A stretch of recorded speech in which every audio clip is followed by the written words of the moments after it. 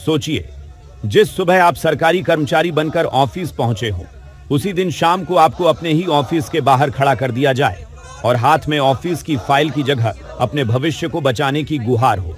झारखंड में जेएसएस सीसीजीएल परीक्षा रद्द होने के बाद करीब 2000 नियुक्त कर्मचारियों की कहानी कुछ ऐसी ही हो गई है। वे कहते हैं ना, जिस घर में खुशियों की दस्तक होती है, वहां उम्मीदें खुद रास्ता बना लेती हैं। लेकिन इन युवाओं की खुशियां अभी ठीक से शुरू भी नहीं हुई थीं कि एक सरकारी फैसले ने उन्हें फिर उसी मोड़ पर लाकर खड़ा कर दिया, जहां से उन्होंने सालों पहले अपनी जर्नी शुरू की थी। सबसे पहले कहानी रोशन कुमार की। सोमवार की रात रोशन ने अपनी मां को फोन किया। आवाज में आंसू थे और मुंह से सिर्फ एक ही बात निकली, सब खत्म हो गया मां।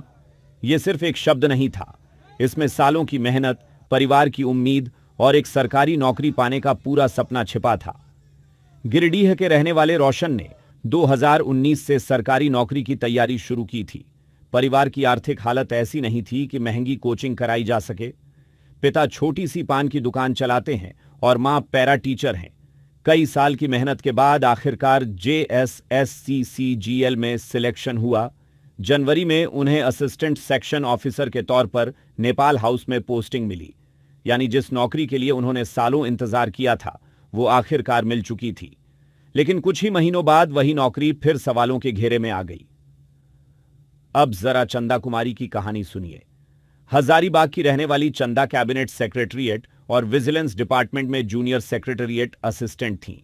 5 भाई बहनों में सबसे बड़ी, यानी नौकरी सिर्फ उनके लिए नौकरी नहीं थी, पूरे परिवार की उम्मीद थी। लेकिन सबसे इमोशनल मोमेंट तब आया जब चंदा अपने उसी ऑफिस के गेट पर पहुंची जहां वो रोज आईडी कार्ड दिखाकर अंदर जाती थीं। इस बार वही गेट उनके लिए बंद था। जिस सिक्योरिटी स्टाफ से वो रोज मिलती थीं, वही उन्हें अंदर जाने से रोक रहा था। चंदा का कहना है कि अगर नौकरी चली गई तो सिर्फ उनका नहीं, बल्कि पूरे परिवार का फ्यूचर सड़क पर आ जाएगा। और शायद इस पूरे मामले की सबसे दर्दनाक तस्वीर यही है, जिस गेट से ये युवा रोज कर्मचारी बनकर अंदर जाते थे, आज उसी गेट के बाहर खड़े होकर अपने भविष्य की लड़ाई लड़ रहे हैं। अब बात सुधीर कुमार की। सुधीर ने मैकेनिकल इंजीनियरिंग में डिप्लोमा और फिर बीटेक किया। गुरुग्राम में नौकरी भी की, रेलवे में सिलेक्शन हुआ, ट्रेनिंग तक ली। लेकिन उन्होंने झारखंड सरकार की नौकरी इसलिए चुनी क्योंकि वो अपनी बुजुर्ग मां के करीब रहना चाहते थे। कड़ी मेहनत के बाद जेएसएस सीसीजीएल में सिलेक्शन हुआ और वो असिस्टेंट सेक्शन ऑफिसर बने। लेकिन अब वहीं सुधीर बारिश में भीगते हुए मंत्रालय के बाहर खड़े थे। पत्नी ने बारिश से बचने को कहा तो सुधीर ने जवाब दिया, हमने सब कुछ खो दिया है, अब बारिश मेरा क्या बिगाड़ेगी। ये लाइन शायद इस पूरे मामले का दर्द समझाने के लिए काफी है। और जेएसएससीसीजीएल विवाद में भी सबसे बड़ा सवाल यही है, आखिर गलती किसकी है और इसकी कीमत कौन चुका रहा है।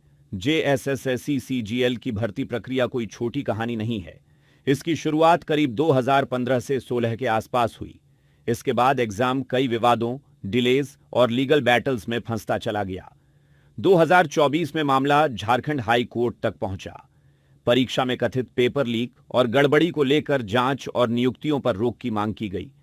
दिसंबर 2024 में कोर्ट ने स्टेटस क्वो बनाए रखने का आदेश दिया। फिर करीब 1 साल बाद दिसंबर 2025 में हाई कोर्ट ने सीबीआई जांच की मांग खारिज कर दी और फाइनल रिजल्ट जारी करने तथा सक्सेसफुल कैंडिडेट्स की अपॉइंटमेंट का रास्ता साफ हुआ।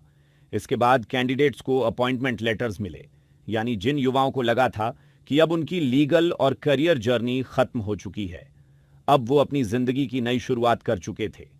लेकिन सोमवार को कहानी ने फिर यू टर्न लिया। छात्रों के आंदोलन और परीक्षा में गड़बड़ी के आरोपों के बीच झारखंड सरकार ने जेएसएस सीसीजीएल परीक्षा रद्द कर दी। आंदोलन कर रहे अभ्यर्थियों के लिए यह बड़ी जीत थी, लेकिन करीब 2000 नियुक्त युवाओं के लिए यही फैसला बड़ा झटका बन गया। अब सवाल है, अगर परीक्षा में गड़बड़ी हुई थी तो इसकी सजा उन युवाओं को क्यों मिले जिन्होंने परीक्षा पास कर नौकरी ज्वाइन की। एक तरफ परीक्षा की फेयरनेस और क्रेडिबिलिटी का सवाल है, तो दूसरी तरफ करीब 2000 परिवारों का फ्यूचर दांव पर है। क्या इन युवाओं को फिर से परीक्षा और अनसर्टेनिटी के दौर में लौटना पड़ेगा? क्या उम्र निकलने के बाद उन्हें दोबारा मौका मिलेगा? और सबसे बड़ा सवाल, गड़बड़ी के लिए जिम्मेदार कौन है?